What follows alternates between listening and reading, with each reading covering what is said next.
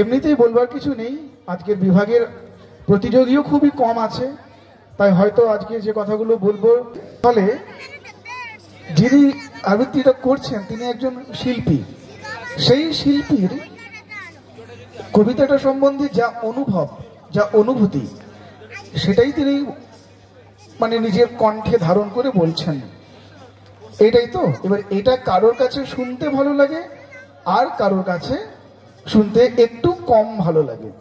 সবটাই ভালো লাগারই জিনিস। তার কারণ কি, আমরা যত শিল্প সংস্কৃতির সান্নিধ্যে আসি, দেখবেন আমাদের আনন্দ হয়।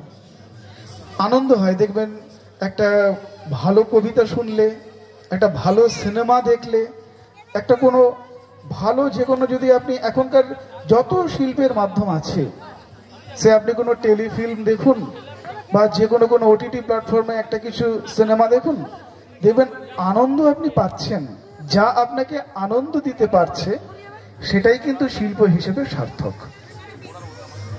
এবারে আপনি যদি বলেন দুঃখের সিনেমা দেখে কি আমরা আনন্দ পাই?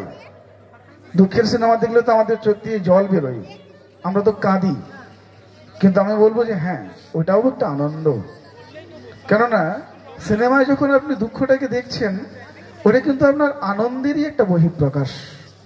সেই চোখের জলটা দুঃখের জল নয়, আনন্দেরই জল। আবৃত্তিটাও ঠিক সেই রকম। আবৃত্তির মধ্যে